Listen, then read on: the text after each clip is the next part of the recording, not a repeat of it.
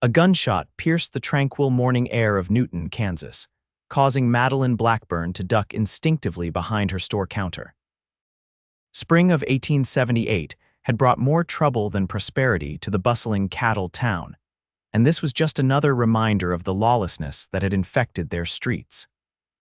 At 22, Madeline had already learned that running a millinery shop alone meant dealing with drunken cowboys, unwelcome suitors, and the occasional stray bullet. When the saloon doors across the street burst open and a tall stranger backed out with his hands raised, Madeline sighed. Another day, another disturbance. But something about this particular cowboy caught her attention. Perhaps it was the way he moved with controlled confidence, despite the gun pointed at his chest, or maybe it was his refusal to reach for the revolver holstered at his hip. "I'm not looking for trouble," the stranger called out, his voice carrying across the dusty street. "Just passing through." The man pursuing him, one of the local troublemakers Madeline recognized as Pete Holloway, was red-faced and unsteady on his feet. "Nobody cheats Pete Holloway and lives to brag about it. I didn't cheat. You're just a poor card player," the stranger replied calmly, continuing to back away. Madeline watched from her shop window as the scene unfolded. The last thing Newton needed was another gunfight. Sheriff Adams was 3 days out of town, investigating cattle rustling near Wichita, and his deputy was notoriously useless in a crisis. When Holloway cocked his pistol, Madeline made a split-second decision that would forever alter her carefully ordered life. She grabbed the loaded shotgun her father had insisted she keep beneath the counter and stepped onto her porch. "That's enough, Pete," she called out, keeping the shotgun pointed at the ground but clearly visible. "Sheriff Adams won't take kindly to more bloodshed on Main Street." Pete's bleary eyes shifted to Madeline, momentarily distracted. "Stay out of this, Miss Blackburn. This ain't your concern." The stranger used that moment to swiftly disarm Pete with a move so quick Madeline barely saw it happen. 1 minute Pete was holding his gun, the next it was in the stranger's hand, emptied of bullets that fell harmlessly into the dust. "I believe the lady's right," the stranger said, handing the empty gun back to a stunned Pete. "No need for bloodshed today." Holloway, suddenly aware of his disadvantage and the small crowd gathering, spat into the dirt. "This ain't over," he muttered before staggering back toward the saloon. The stranger turned toward Madeline, and for the first time she got a clear look at his face. Handsome wasn't quite the right word. His features were too weathered, too shaped by sun and hardship for conventional good looks. But there was something compelling about his blue eyes and the slight curve of his lips as he tipped his hat to her. "Madam," he acknowledged, walking toward her porch. "I appreciate the assistance." Madeline straightened her shoulders, suddenly conscious of her appearance, her practical work dress and hair pinned up sensibly. "I didn't do it for you. I just don't want blood on my doorstep. Bad for business." He smiled then, transforming his face. "Whatever the reason, I'm grateful all the same. Name's Thomas O'Malley." "Madeline Blackburn," she replied stiffly, suddenly unsure why she'd gotten involved at all. "If you're passing through Newton, Mr. O'Malley, I suggest you keep moving. Pete Holloway has friends, and they won't take kindly to his humiliation." "I had plans to stay a while," he said, studying her with interest. "I hear the KP rail line needs experienced hands, and I'm between jobs at the moment." "Then I suggest you find lodging on the other side of town from the Golden Spur Saloon." Madeline turned to go back inside her shop. "Miss Blackburn," he called after her, causing her to pause. "Would you allow me to thank you properly? Perhaps dinner at the hotel restaurant this evening." Madeline turned back, surprised by his boldness. "Mr. O'Malley, I don't even know you." The cowboy smiled, his eyes crinkling at the corners. "You don't have to yet." Something about his confidence, or perhaps his genuine smile, made Madeline hesitate before giving her usual firm refusal to such invitations. But good sense quickly prevailed. "I don't dine with strangers, Mr. O'Malley, especially ones who get into trouble within minutes of arriving in town." "Good day." She stepped back into her shop and closed the door firmly, though she couldn't help watching through the window as the tall cowboy crossed the street, heading toward the livery stable. Madeline tried to focus on the hat she'd been trimming before the disruption, but her thoughts kept drifting to Thomas O'Malley's confident smile. After her father's death 3 years ago, she'd poured everything into making the millinery shop successful. There was no time for distractions, especially handsome, trouble-prone cowboys passing through town. The bell above her shop door jingled, pulling her from her thoughts. Martha Jenkins, the banker's wife and one of Madeline's best customers, entered with a knowing smile. "Madeline Blackburn, that was quite a display of courage," Martha said, removing her gloves. "Everyone's talking about how you faced down Pete Holloway." "I merely suggested he take his disagreements elsewhere," Madeline replied, setting aside the half-trimmed hat.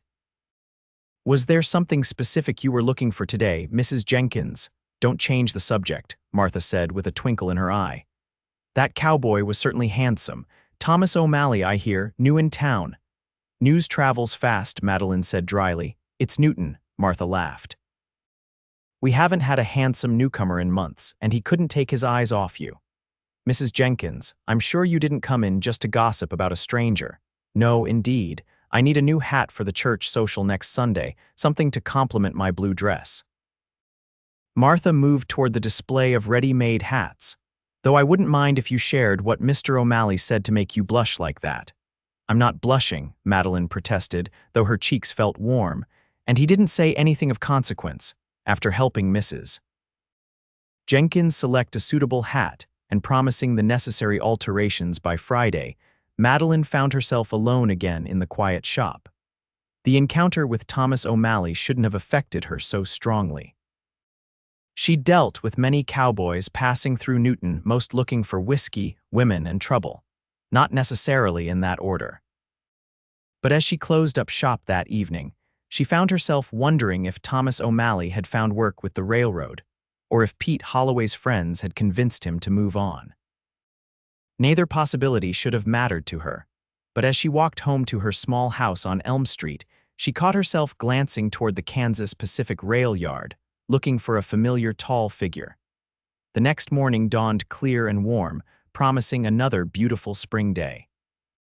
Madeline opened her shop early, expecting a shipment of silk ribbons and feathers from St. Louis. She was arranging her display window when a shadow fell across the glass. Thomas O'Malley stood outside, hat in hand, looking considerably more respectable than the day before. His dark hair was neatly combed, his face freshly shaved, and his clothes clean if somewhat worn. Madeline hesitated before opening the door. "Mr. O'Malley, I'm afraid I don't have any hats in your size," she said lightly. He smiled at her attempt at humor. "I'm not here for a hat, Miss Blackburn. I wanted to let you know I've taken your advice." "Oh," she stepped onto the porch, keeping the door ajar behind her. "I've found lodging at Mrs. Wilson's boarding house, well away from the Golden Spur," he explained. "And I've secured work with the railroad starting tomorrow." "I see. Well, congratulations." Madeline wondered why he'd bothered to tell her this. "I also wanted to apologize if I seemed forward yesterday. It wasn't my intention to make you uncomfortable." Madeline studied him, trying to reconcile this polite, articulate man with the dangerous-looking cowboy who had so effortlessly disarmed Pete Holloway. "Apology accepted, Mr. O'Malley." "Thomas, please." "Mr. O'Malley," she repeated firmly. "Was there anything else?" He glanced down at his hat, turning it in his hands before meeting her eyes again. "The invitation to dinner still stands. No expectations, just a proper thank you." Madeline was about to refuse again when Mrs. Peterson from the general store across the street called out a greeting, her curious eyes taking in the scene. Newton's gossip mill was already churning. Being seen conversing with Thomas O'Malley 2 days in a row would only fuel speculation. "I appreciate the offer, but please," he interrupted gently. "One meal. If you find my company intolerable, I promise never to bother you again." Something in his expression, a blend of hope and resignation, as if he fully expected rejection but had to try anyway, made her hesitate. It had been a long time since she'd allowed herself any social engagement that wasn't church or business related. "Friday evening," she said finally. 7 o'clock. I closed the shop at 6. His smile was like sunrise breaking across the plains. "I'll be here at 7 sharp." "Thank you, Miss Blackburn." As he walked away, Madeline wondered if she'd made a terrible mistake. Thomas O'Malley was clearly trouble the kind of man who attracted conflict and lived by his own rules. The sensible thing would be to send a note to Mrs. Wilson's boarding house canceling their arrangement. But as she returned to arranging her window display, Madeline admitted to herself that for once, she didn't want to do the sensible thing. Friday arrived with alarming speed. Madeline found herself distracted all day, checking the clock and fretting over her decision to accept Thomas O'Malley's dinner invitation. By closing time, she had nearly talked herself out of going, but something, perhaps curiosity, perhaps something deeper, made her hurry home to change from her work dress into her best blue silk. The dress was 3 years old, made for her when her father was still alive and insistent that his daughter attend social functions befitting a successful businessman's family. Since his death and the subsequent discovery of his debts, such luxuries had been impossible. The silk was slightly out of fashion now, but still elegant with its fitted bodice and bustle. Madeline pinned her hair more carefully than usual, allowing a few soft curls to frame her face, and even dabbed a touch of rose water at her wrists and throat. As she regarded herself in the mirror, she barely recognized the woman, looking back, her cheeks flushed with anticipation, her eyes bright with a spark that had been absent for too long. "This is merely dinner," she told her reflection firmly. "A simple thank you, nothing more." She returned to her shop at 6:45, not wanting Thomas to call at her home and fuel even more town gossip. The spring evening was pleasant, with lingering sunlight casting golden hues across Main Street. Promptly at 7, she saw him approaching from the direction of Mrs. Wilson's boarding house. He too had made an effort with his appearance. His dark brown hair was neatly combed, and he wore a clean white shirt with a string tie under a well-worn but brushed vest and jacket. When he spotted her waiting on the shop porch, his face broke into that transformative smile she remembered. "Miss Blackburn," he greeted her, tipping his hat. "You look beautiful." "Thank you, Mr. O'Malley." She accepted his offered arm with only slight hesitation. "I hope the hotel restaurant meets your expectations. It's one of the few decent dining establishments in Newton." "I'm sure it will be perfect," he said, guiding her down the street. "How was your day?" Their conversation remained politely superficial as they walked to the Newton Hotel. But Madeline was acutely aware of his solid presence beside her, the way he placed himself between her and the street, the gentle but sure way he guided her through the hotel lobby to the restaurant. The hotel dining room was modestly elegant, with crisp white tablecloths and flickering oil lamps providing intimate pools of light. Several diners looked up as they entered, and Madeline spotted at least 3 of Newton's most notorious gossips among them. By tomorrow, everyone in town would know she had dined with the newcomer. Thomas, seemingly oblivious to the attention they attracted, held her chair and ordered a bottle of wine once they were seated. When the waiter departed, he leaned forward slightly. "Now that we're properly acquainted, Miss Blackburn, perhaps you might tell me something about yourself." Madeline took a sip of water. "There's not much to tell. I was born in St. Louis. My father moved us here when I was 16 to open a hardware store. When he passed 3 years ago, I sold the store to pay his debts and kept the millinery shop my mother had started." "I'm sorry about your father," Thomas said quietly. "Were you close?" The question caught her off guard. Most people in Newton knew the basic facts of her situation but rarely asked about her feelings. "We were, yes. After my mother died when I was 12, it was just the 2 of us. He taught me about business, about standing my ground." She paused. "He would have approved of me confronting Pete Holloway, I think. He raised a brave daughter," Thomas observed. "Most people would have stayed inside." "Most people haven't lived in Newton during cattle season," she countered. "You learn to handle trouble before it spills through your door." She studied him. "What about you, Mr. O'Malley? What brings a man like you to Newton?" "A man like me," he echoed with a hint of amusement. "Someone clearly accustomed to trouble," she clarified. The waiter returned with their wine and took their dinner orders, giving Thomas time to consider his answer. "I was born in Boston to Irish immigrants," he finally said. "My father worked himself to death in the factories. My mother followed a year later. I was 14 and decided the East had nothing left for me. So you came west, eventually." First, I worked the riverboats on the Mississippi. Then I tried mining in Colorado, ranching in Texas, and most recently, breaking horses for the Army at Fort Dodge. That explains your skill with Pete Holloway, Madeline observed. You move like someone used to danger. Thomas swirled the wine in his glass. Horses are more predictable than men, but yes, I've had to handle my share of difficult situations. And Newton, why here, honestly? I was following the railroad work, but now I'm thinking Newton might have other attractions worth staying for. His blue eyes held her steadily. Madeline felt warmth creeping into her cheeks. Mr. O'Malley, Thomas, please, at least while we're dining together. Thomas, she conceded. If you're implying what I think you are, I should warn you that I'm not looking for entanglements. My business keeps me quite occupied. I'm not proposing marriage, Madeline, he said with a soft laugh.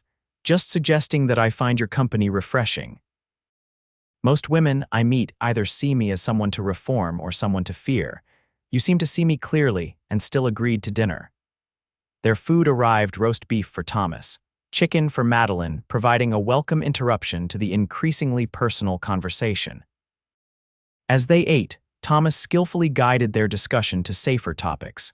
The growth of Newton since the railroad came through, the upcoming town council elections, the spring weather. Madeline found herself relaxing, even laughing at his stories about his first disastrous attempt at mining. I was convinced I'd strike it rich in a week, he confessed. Instead, I nearly buried myself in a poorly constructed tunnel. The old-timers pulled me out and then laughed for days. At least you survived to tell the tale, Madeline said, smiling. Barely. But it taught me an important lesson about respecting experience and not rushing into situations without proper preparation. A lesson many young men could benefit from learning, she observed. By the time they finished their dessert apple pie with cream, Madeline was surprised to find nearly 2 hours had passed. The dining room had mostly emptied, and the waiter was discreetly hovering nearby. Thomas settled the bill and rose to help Madeline with her chair. "May I walk you home?" he asked. The night air had grown cooler, and Madeline was glad of her shawl as they stepped onto the street. Main Street was still active with the evening crowd, mostly men heading toward the saloons that clustered at the east end of town. "I enjoyed dinner," Madeline admitted as they walked. "Thank you. The pleasure was entirely mine," Thomas replied. They turned onto Elm Street, away from the noise of Main Street. Here, neat houses with small gardens lined both sides of the road. "Which one is yours?" Madeline pointed to a modest white house with blue trim 3 doors down. "That one? It's small, but it suits me." As they approached her gate, Madeline felt a flutter of uncertainty. The evening had been pleasant, more than pleasant, if she were honest with herself, but what came next? Was he expecting to be invited in? Would he try to kiss her goodnight? Thomas seemed to sense her tension. He stopped at the gate, making no move to open it. "Thank you for joining me tonight, Madeline. I hope we might do it again sometime." Relief and, strangely, a hint of disappointment mingled in her chest. "Perhaps," she said, non-committal. "Good night, Thomas." He tipped his hat. "Good night, Madeline." She had just turned toward her door when a voice called from the darkness. "Well, ain't this sweet? The cheating cowboy and the interfering bitch." Pete Holloway stepped out from behind the large oak tree in her neighbor's yard, a pistol in his hand and 2 equally disheveled companions flanking him. The smell of whiskey reached Madeline even from several feet away. Thomas moved instantly, positioning himself between Madeline and the 3 men. "This doesn't concern the lady, Holloway. If you have a problem with me, let's handle it elsewhere." "Too late for that," Pete slurred. "You made a fool of me in front of the whole town. Now I'm going to return the favor." He raised his gun. "Maybe shoot you in the leg first, then make your lady friend watch while we teach you some manners." Madeline's hand went to her reticule, where she carried a small derringer, another of her father's insistences. But before she could reach it, Thomas moved with that same lightning quickness she'd witnessed before. His boot connected with Pete's wrist, sending the gun flying as he simultaneously drove his fist into Pete's jaw. The man crumpled without a sound. One of Pete's friends rushed forward with a knife, but Thomas dodged the clumsy attack and delivered a sharp blow to the man's stomach, doubling him over. The third man, seeing his companions dispatched so efficiently, backed away with his hands raised. No quarrel with you, mister. Pete's the one with the grudge. Then I suggest you take him home before he wakes up, Thomas said evenly. And explain that if he comes near Miss Blackburn or me again, our next conversation won't end with him simply unconscious. The man nodded frantically, already moving to help his groaning friend lift Pete's limp form. Thomas turned back to Madeline, concern evident in his expression. Are you all right? She nodded, though her hands were shaking. Yes, that was. She trailed off, unable to find the right word for what she'd just witnessed. I'm sorry you had to see that, he said quietly. I should have been more careful. Pete Holloway isn't the type to let a grudge go. It wasn't your fault, Madeline said firmly. She glanced at the departing men, then back at her house. The thought of being alone suddenly seemed less appealing. Would you like to come in for coffee? I think we both could use something stronger than wine after that. Thomas studied her face. Are you sure? I understand if you'd rather be alone.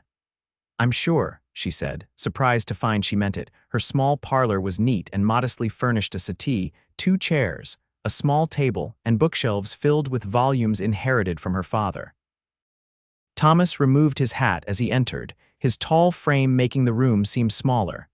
Please sit, Madeline gestured to one of the chairs. I'll prepare the coffee, or I have a small amount of brandy if you prefer.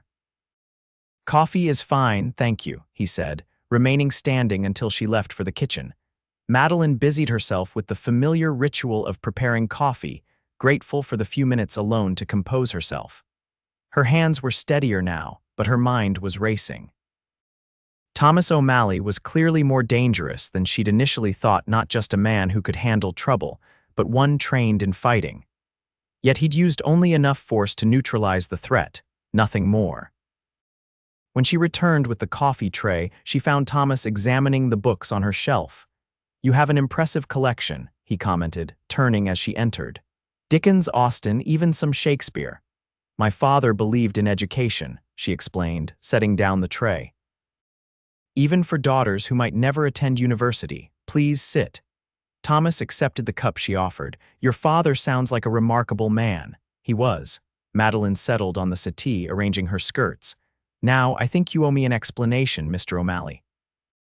Those were not the actions of a simple cowboy or railroad worker. Thomas sighed, setting his cup down. No, they weren't. He met her gaze directly.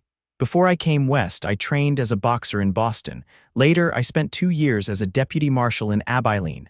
A lawman, Madeline was surprised. Why didn't you say so? Former lawman, he corrected. I turned in my badge after. He hesitated. After an incident that left me questioning whether I was suited for enforcing the law, Madeline waited, sensing there was more to the story.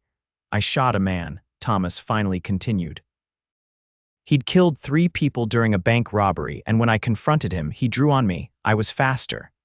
His voice was flat, emotionless. He was 19 years old. Turned out he was the younger brother of one of the men I'd arrested months earlier, wanted revenge for his brother hanging. You had no choice, Madeline said softly. That's what the judge said at the inquest, but I kept thinking there should have been another way. I could have wounded him, talked him down, something. Thomas ran a hand through his hair. So I left, decided to try a simpler life. Breaking horses for the army doesn't seem particularly simple, Madeline observed. That brought a small smile to his face. Simpler than deciding whether to take a man's life. He looked down at his hands.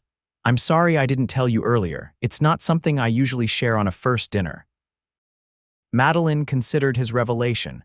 It explained so much: his confidence, his quick reflexes, the way he carried himself. Thank you for telling me now, she said, and for protecting me tonight. Thomas looked up, relief evident in his expression. You're not afraid of me, should I be? No, he said firmly. Never. For a moment, neither spoke. Then Madeline asked, will Pete Holloway be a problem again? Possibly, Thomas admitted. Men like that, their pride gets wounded easily, but I doubt he'll try anything soon after tonight. Madeline nodded, sipping her coffee.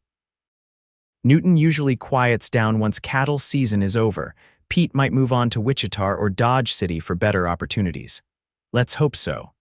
Thomas glanced at the small clock on the mantel. It's getting late. I should go before your neighbors have more to gossip about. As he rose to leave, Madeline found herself reluctant to end the evening, despite the unexpected violence that had interrupted it. "Thomas," she said as they reached the door, "I meant what I said earlier. Tonight wasn't your fault." He turned to face her, his expression serious. "I'm glad you feel that way. I've enjoyed your company more than I can say, Madeline." For a breathless moment, she thought he might kiss her. Instead, he gently took her hand and pressed his lips to it, a gesture so unexpectedly gallant it made her heart skip. "May I call on you again?" he asked, still holding her hand. "Yes," she answered without hesitation. "I'd like that." His smile warmed her more than the coffee had. "Good night, then. Lock your door behind me." Madeline watched from the window as Thomas walked away, his stride confident even in the darkness.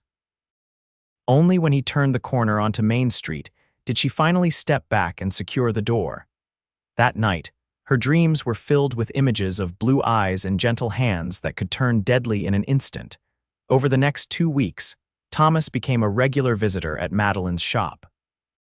He would stop by in the late afternoons after finishing his work with the railroad, sometimes bringing small gifts, fresh flowers from Mrs. Wilson's garden, a ribbon he'd found that matched her blue dress, once even a book of poetry he'd discovered at the general store. Their conversations flowed easily, covering everything from literature to politics to their hopes for the future. Thomas spoke of someday having his own ranch, a modest spread with enough horses and cattle to be self-sufficient. Madeline confessed her dream of expanding her millinery business to include a ladies' dress shop. "Newton is growing," she explained as they walked along the river one Sunday afternoon. They had fallen into the habit of taking these walks after church, finding the privacy beneficial for deeper conversations.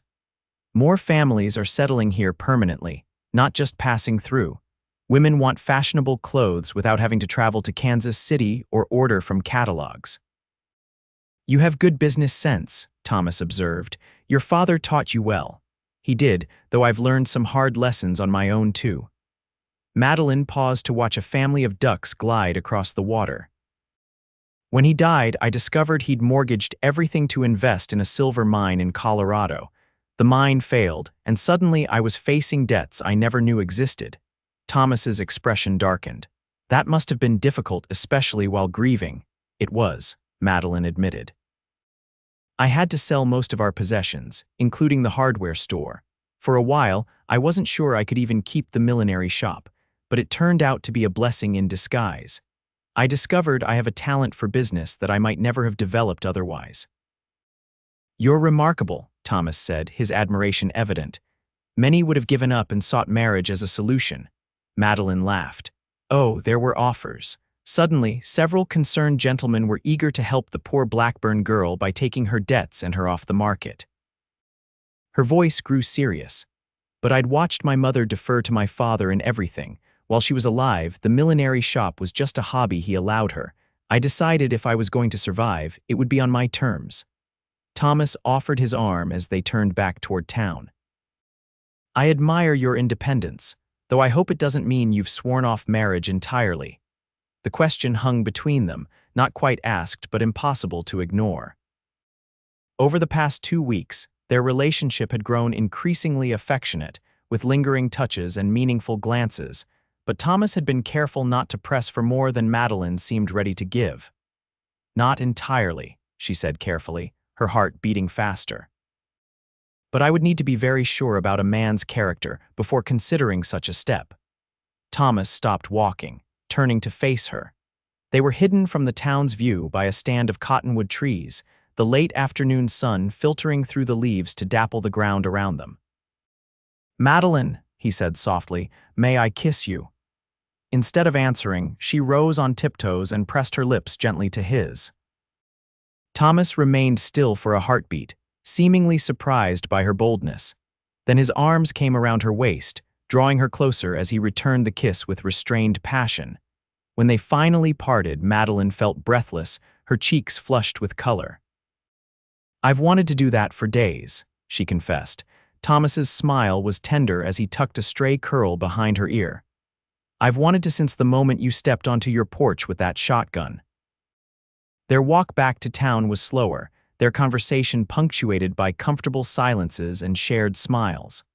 As they approached Main Street, however, Thomas's expression grew more serious. "I've been offered a permanent position with the railroad," he said, "supervising the livestock cars and handling security for the shipments."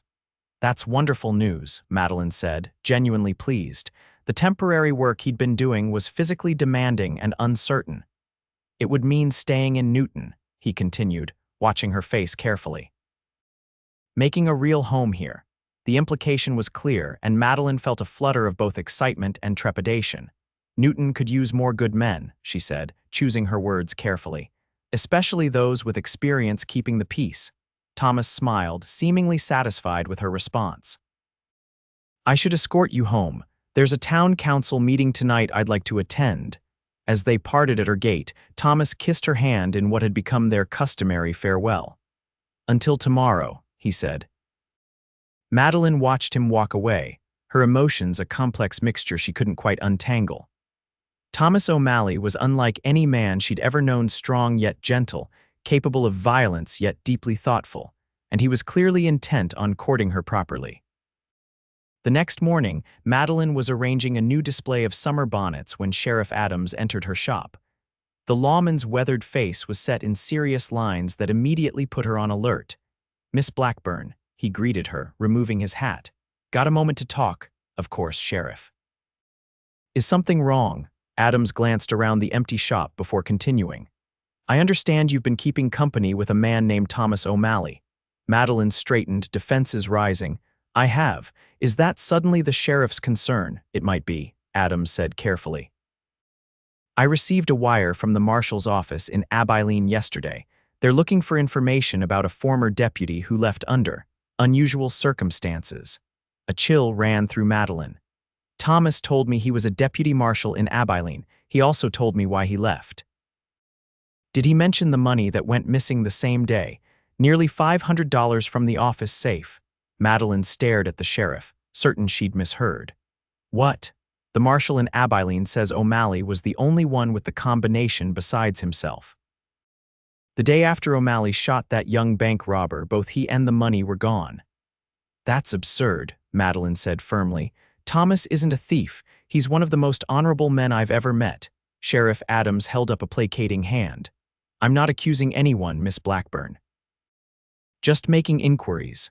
O'Malley's got a solid reputation with the railroad already, and the town council was impressed with him at the meeting last night. But I need to respond to this wire." Madeline's mind raced. Thomas had seemed troubled when he spoke of leaving Abilene, but she'd attributed it to his guilt over the shooting. "Could there be more to the story? Have you spoken to him about this?" she asked. "Not yet. Thought I'd get your impression first, seeing as how you two have become close." The sheriff replaced his hat. "I'll be having a word with him this afternoon. Just wanted to give you a friendly warning in case there's more to your friend than meets the eye."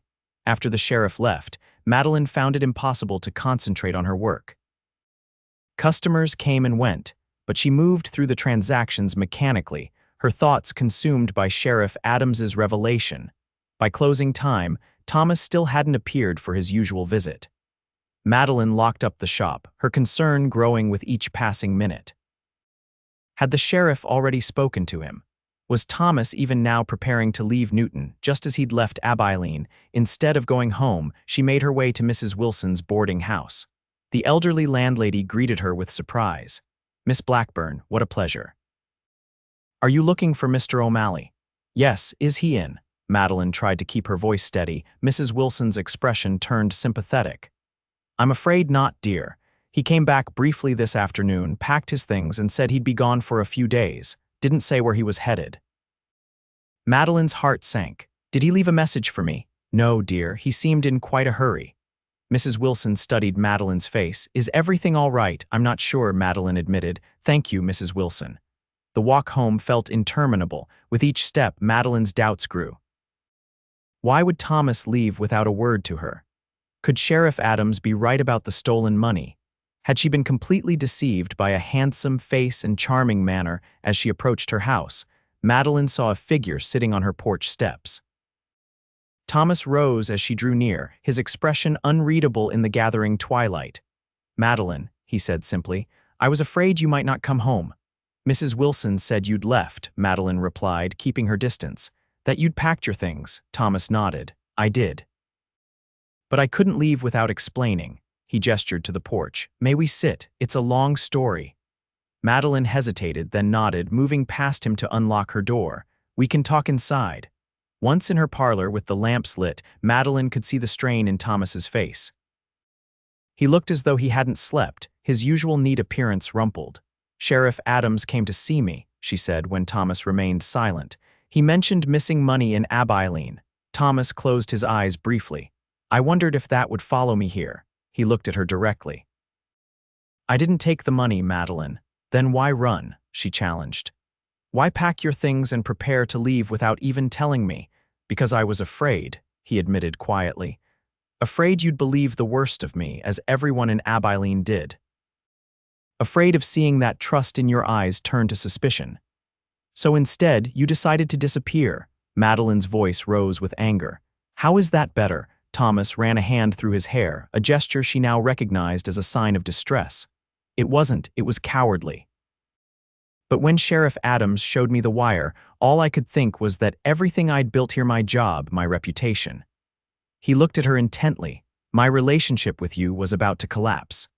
"You still haven't explained the money," Madeline said, her voice cooler than she felt. Thomas nodded. "The night I shot that boy, I was distraught. I went to a saloon, got drunk for the first time in years. The marshal, my boss, found me there and told me to sleep it off, that we'd talk in the morning." He paused, the memory clearly painful. "When I went to the office the next day, he accused me of taking the money from the safe. Said I was the only other person who knew the combination." "Were you?" "Yes, but I didn't take it." Thomas's eyes held hers. "I think he did." He'd been living beyond his means for months, new clothes, gambling at the high-stakes tables. There were rumors about debts. "I think he saw an opportunity to solve his problems and took it, knowing I'd be the natural suspect."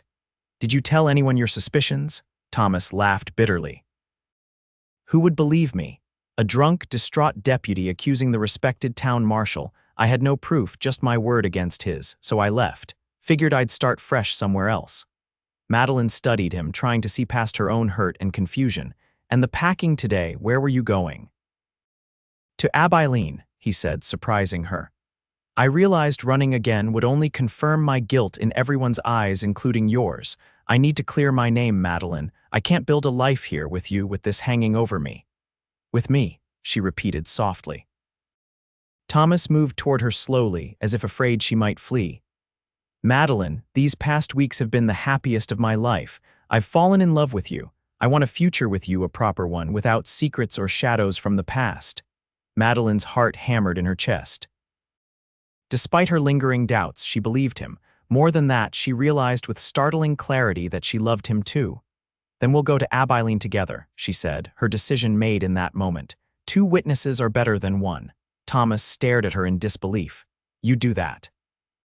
"Risk your reputation by traveling with me." "My reputation will survive," she said firmly. "And I want the truth as much as you do. The shop can be managed by Clara Johnson for a few days. She's been asking for more responsibility." Madeline stepped closer to him. "Thomas, if we're to have any future together, this needs to be resolved. I believe you didn't take that money, but beliefs aren't enough. We need proof." Thomas's expression transformed, hope replacing the despair that had darkened his features. "You're an extraordinary woman, Madeline Blackburn." "So I've been told," she replied with a small smile. "Now, when do we leave?" 2 days later, Madeline found herself on the early morning train to Abilene, seated beside Thomas in the passenger car. She had arranged for Clara to manage the shop, telling the young woman only that she needed to attend to urgent business out of town. Sheriff Adams had been more difficult to convince, but had finally agreed to wire the Abilene marshal that Thomas O'Malley was returning voluntarily to address the accusations against him. "Are you nervous?" Thomas asked as the train pulled away from Newton Station. Madeline adjusted her traveling hat. "A little. I've never been to Abilene. It's similar to Newton, just bigger and rougher around the edges." Thomas lowered his voice. "Thank you for coming with me. I'm not sure I'd have had the courage to go back alone."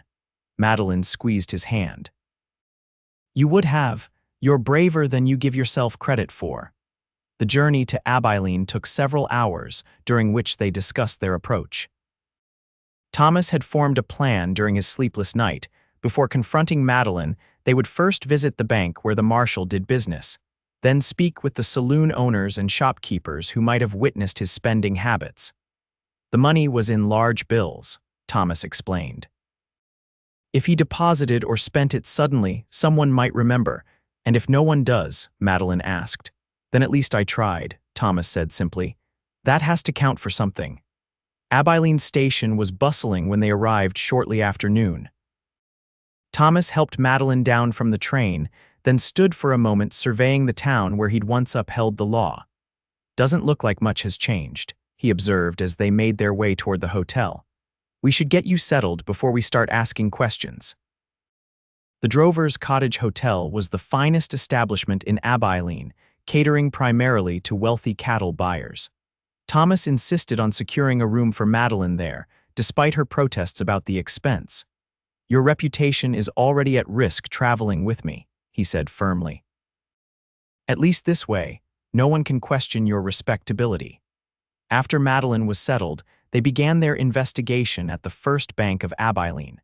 Thomas introduced her as his fiancée, a liberty Madeline allowed for the sake of their mission, though the word sent an unexpected thrill through her. The bank manager, Mr. Phillips, remembered Thomas. Deputy O'Malley, I heard you left town rather suddenly.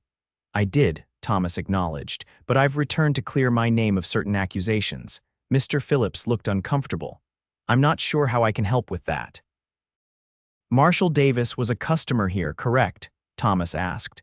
Yes, though I couldn't possibly discuss his accounts, the manager said stiffly. Madeline stepped forward. Mr. Phillips, we understand your position. But approximately $500 went missing from the marshal's office around the time Mr. O'Malley left. If Marshal Davis made an unusually large deposit around that time, it would be significant information. The manager's eyes widened slightly. I see. Well, I couldn't confirm or deny any specific transactions. That would be improper. He paused, glancing at his office door to ensure they were alone. I can say that if a customer with whom I was personally acquainted suddenly had funds that seemed inconsistent with their known income, I would certainly take notice. Bank policies require us to be alert to unusual patterns. Thomas leaned forward. And did you notice any such patterns last year? Mr. Phillips straightened his tie. I believe I've said all I can on the matter, Deputy, though you might want to speak with Mr. Garrison at the Diamond Palace Saloon. I've heard he extends credit to certain favored customers and keeps careful records of when those debts are settled. It was the closest thing to confirmation they could hope for from the conservative banker. Thomas thanked him, and they departed for the Diamond Palace. The saloon was quiet in the early afternoon, with only a few patrons nursing drinks at scattered tables. The owner, a corpulent man with an impressive mustache, recognized Thomas immediately. Well, if it isn't the vanishing deputy, Garrison boomed.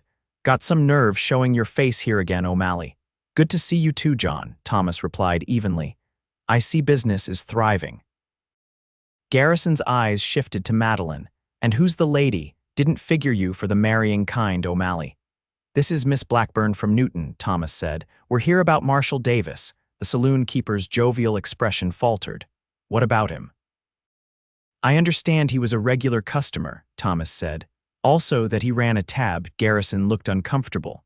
Look, O'Malley, I don't want trouble. Davis is still the law around here. We're not looking to cause trouble, Madeline interjected. But Mr. O'Malley has been accused of taking money that we believe Marshal Davis may have taken himself. Your records could help establish the truth. And why would I help the man who skipped town without saying goodbye? Garrison challenged, looking at Thomas. Because you've always prided yourself on being fair, Thomas replied. And because if Davis stole from the town once, he might do it again. Maybe next time it won't be the marshal's office safe, but your cash box. This argument seemed to resonate with the saloon keeper.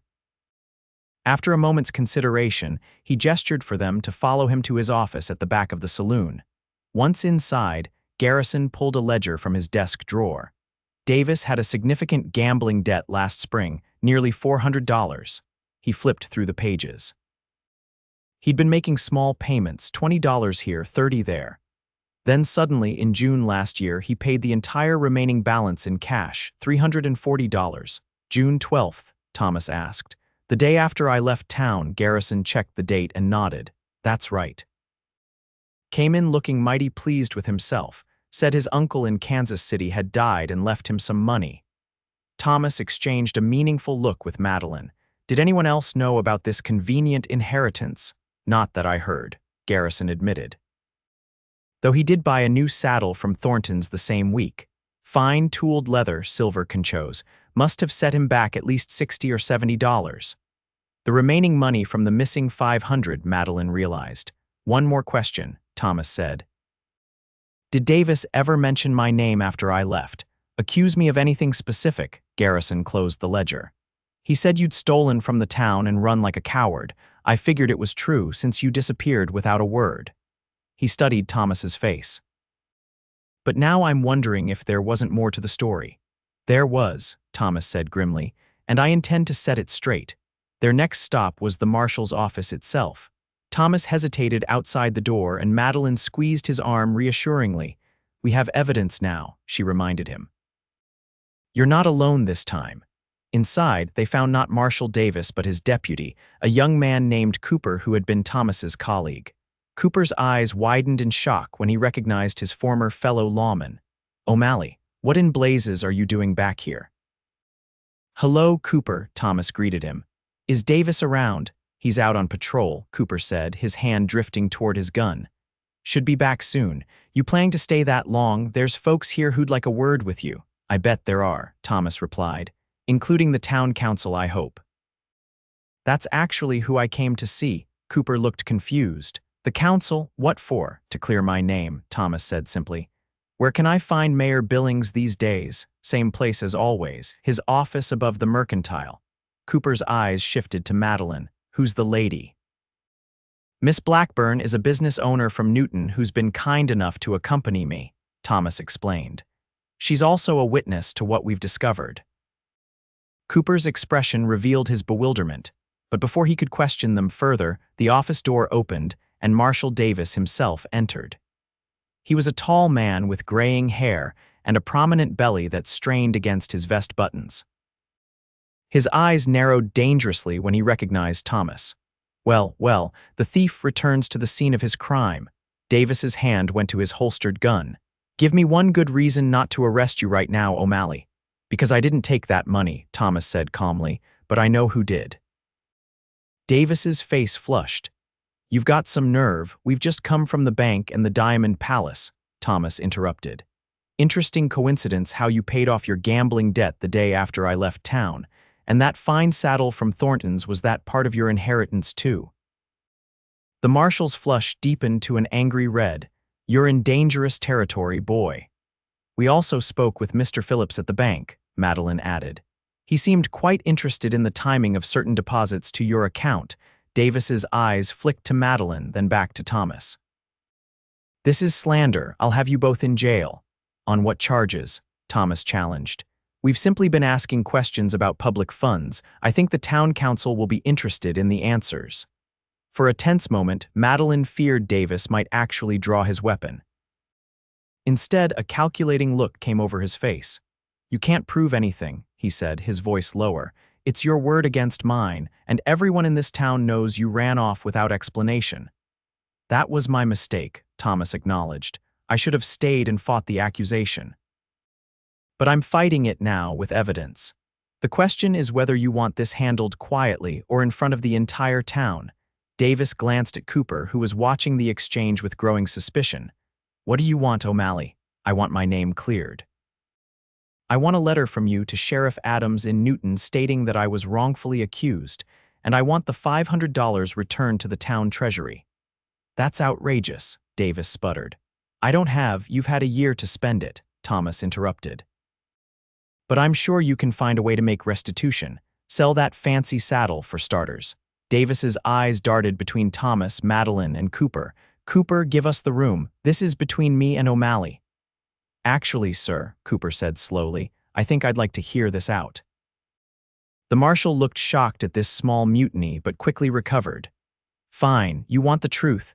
The money was gone when I checked the safe that morning. O'Malley was drunk the night before, could barely stand. Who else could have taken it? You could have, Thomas said quietly.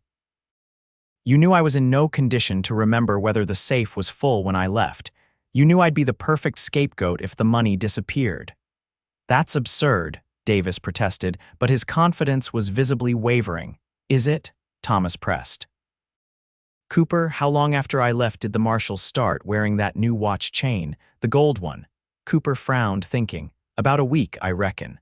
And the new boots, the extra rounds at the Golden Nugget buying drinks for everyone, Thomas continued. Did he ever mention an inheritance to you? The young deputy's expression hardened as he turned to his boss. Did you frame O'Malley, Marshal? Davis looked trapped. His hand twitched toward his gun again, but Cooper's was already drawn. Don't, the deputy warned. This is all circumstantial, Davis insisted, though his voice lacked conviction. You can't prove anything. Perhaps not to a court's satisfaction, Madeline spoke up. But the town council might feel differently. Small towns run on reputation, Marshal Davis. Once people start questioning yours, how long do you think you'll keep that badge? The standoff lasted several more tense moments before Davis's shoulders sagged in defeat. What do you want me to do? He asked Thomas.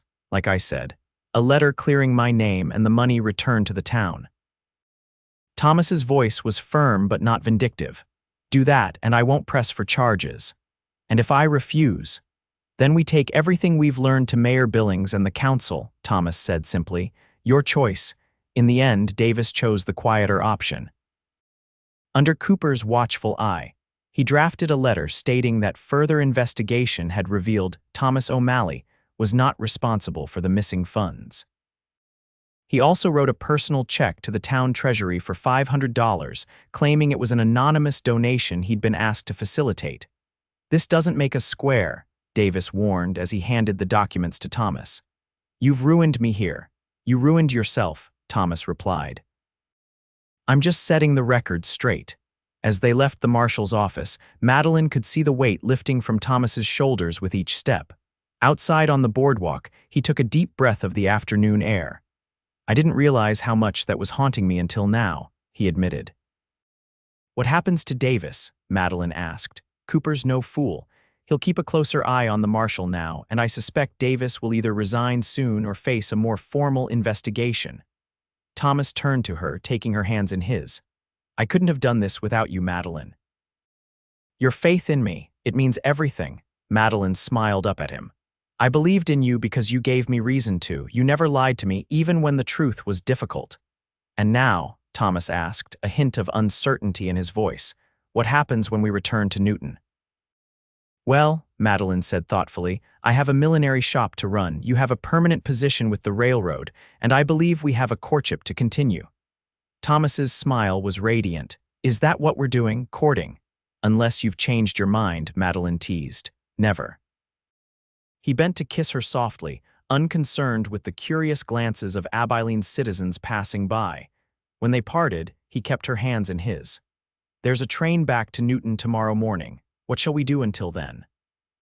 I think, Madeline said with a smile, we should celebrate your good name being restored, and perhaps discuss our future a bit more specifically. The Abilene Hotel dining room was considerably more elegant than Newton's, with crystal chandeliers and linen tablecloths. Thomas had insisted on treating Madeline to the finest dinner the town could offer, and as they lingered over dessert, their conversation turned to more personal matters.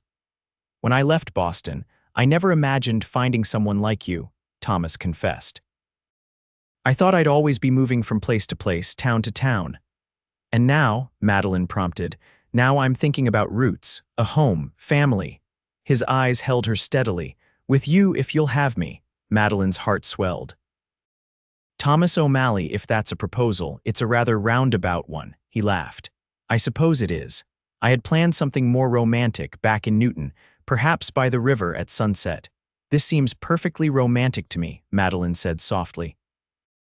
Celebrating your vindication, planning our future. Thomas reached across the table to take her hand. Madeline Blackburn, will you marry me? Not right away, he added quickly. I want to court you properly, build something solid first.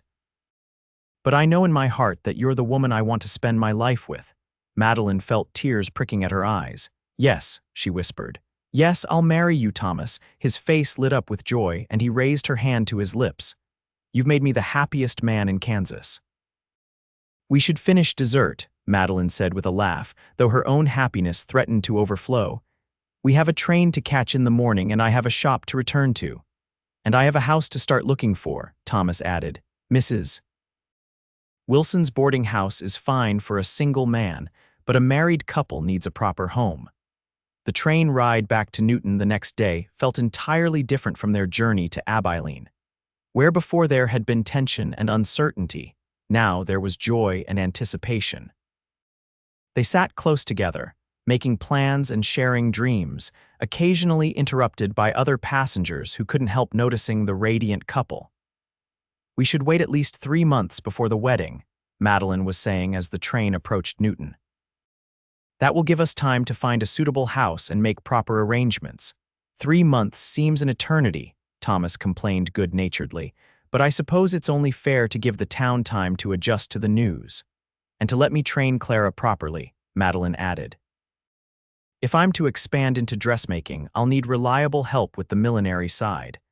As the train pulled into Newton Station, Thomas squeezed Madeline's hand. Ready to face the gossips, she smiled up at him. More than ready. They needn't have worried about the reception awaiting them. Sheriff Adams was on the platform, and his face broke into a relieved smile when he spotted them. O'Malley, Miss Blackburn, he greeted them, tipping his hat. Got a wire from Abilene this morning. Seems there's been a misunderstanding about certain missing funds. That's right, Sheriff, Thomas confirmed, handing him the letter from Marshal Davis. My name's been cleared. Adams read the letter quickly, nodding with satisfaction. Good to hear it. Town council will be pleased too. They voted last night to offer you a position as deputy sheriff if you're interested. We could use a man with your experience. Thomas looked startled. Deputy? But my job with the railroad pays half what the town's offering, Adams interrupted. Newton's growing, and with it the trouble. I need someone I can count on. He glanced at Madeline with a knowing smile, someone with roots in the community. Thomas looked at Madeline, a question in his eyes. She nodded encouragingly. It sounds like a fine opportunity, she said, one well suited to your skills. I'll consider it seriously, Sheriff, Thomas promised. Thank you. As Adams departed, Madeline and Thomas made their way toward her shop. The afternoon sun bathed Newton's Main Street in golden light, transforming the dusty frontier town into something almost picturesque. Deputy Sheriff O'Malley, Madeline mused. It has a nice ring to it. Better than Mrs. O'Malley, Thomas teased. Different, Madeline corrected, smiling up at him. Both have their appeal. They stopped outside her millinery shop, where a small sign in the window announced, reopening tomorrow. Through the glass, they could see Clara arranging displays with careful attention. She's done well in your absence, Thomas observed. Yes, she has. Madeline turned to face him. Thomas, are you sure about this? About Newton, about me, about settling down after so many years of wandering? I've never been more certain of anything, he said firmly. The wandering was just searching, Madeline, searching for a place that felt like home, for people who felt like family. He touched her cheek gently. I've found both here. Madeline leaned into his touch. When you walked into Newton that day with Pete Holloway on your heels, I never imagined we'd end up here. Thomas smiled, remembering. You said you didn't even know me. And you said I didn't have to yet, Madeline completed the memory. You were right. I didn't know you then. But I'm very glad I took the time to learn. 3 months later, on a perfect autumn day, Madeline Blackburn became Madeline O'Malley in a ceremony at Newton's small church. The entire town seemed to attend, filling the pews and spilling onto the church steps. Sheriff Adams stood as Thomas's best man, while Clara Johnson served as Madeline's maid of honor. The reception was held in the town square, with tables laden with food contributed by seemingly every household in Newton. Even Pete Holloway, somewhat reformed since his humiliation months earlier, offered congratulations and a bottle of fine whiskey as a wedding gift. As twilight fell and lanterns were lit around the square, Thomas led his bride in the first dance, her ivory silk wedding dress shimmering in the golden light. "Happy Mrs. O'Malley," he whispered against her hair. "Perfectly," she answered, leaning into his embrace. "Though I still expect you to call me Madeline," he laughed, spinning her gently. "Always your own woman, always," she agreed, "but yours too now." The small house they had purchased on Oak Street waited for them, freshly painted and furnished with a combination of Madeline's family pieces and new items they had selected together. It sat halfway between the sheriff's office and Madeline's shop, soon to be expanded into Blackburn and O'Malley, millinery and fine dressmaking. That night, as Thomas carried her across the threshold of their home, Madeline reflected on how completely her life had changed in just a few short months. From independent shopkeeper determined to need no one, to a woman deeply in love and newly married yet somehow still very much herself. "What are you thinking about?" Thomas asked as he set her down in their parlor. "About how sometimes the best things in life are the ones you never planned for," she answered honestly. "I never planned for you, Thomas O'Malley, and I never planned for you," he replied, drawing her close. "But now I can't imagine a future without you." As his lips met hers, Madeline knew with absolute certainty that despite all the hardships and challenges that lay ahead for life on the frontier, would never be easy. They would face them together, stronger for having found each other. 2 years later, on another bright spring day much like the one when they'd first met, Madeline sat on the porch of their expanded home, watching Thomas play with their 6-month-old son, James. The baby's laughter carried across the garden where Thomas was pretending to be a horse, crawling on all fours while the infant bounced excitedly on his back. Newton had grown considerably in those 2 years. The railroad had brought more families, more businesses, and more prosperity. Madeline's shop now employed 3 seamstresses besides Clara, who had proven herself an excellent manager. Thomas had accepted the deputy position and eventually become sheriff when Adams retired, bringing a steady, fair-minded approach to law enforcement that had transformed Newton's reputation from rowdy cattle town to respectable community. Madeline's hand rested on her still flat stomach, where their second child had just begun to make its presence known. She hadn't told Thomas yet, wanting to be certain before sharing the news. As if sensing her thoughts, Thomas looked up from his play with James and smiled at her, that same transformative smile that had first captured her heart. He gathered their son in his arms and walked toward the porch. "You're looking particularly beautiful today," he said, sitting beside her and transferring James to her lap. "Something special on your mind?" Madeline laughed. "How do you always know?" "I've made a study of your expressions," he replied, his eyes twinkling. "That's my job as your husband, isn't it? To know you better than anyone. Well, Sheriff O'Malley, your powers of observation serve you well." She took his hand and placed it gently over her stomach. "We're going to need another bedroom by winter." Thomas's face registered surprise, then pure joy. He leaned forward to kiss her softly, mindful of the baby between them. "I love you, Madeline O'Malley, and I love you," she whispered against his lips. "More than I once thought possible." As the sun began to set over Newton, casting long shadows across their garden, Madeline reflected on the strange, wonderful journey that had brought her here. From the moment a dusty cowboy had backed out of a saloon with his hands raised, to this quiet evening surrounded by the family they had created together, it had been a path she could never have foreseen. Yet she wouldn't change a single step, not even the difficult ones. For they had all led her here, to this perfect moment, with the man who had once been a stranger but was now the very center of her world.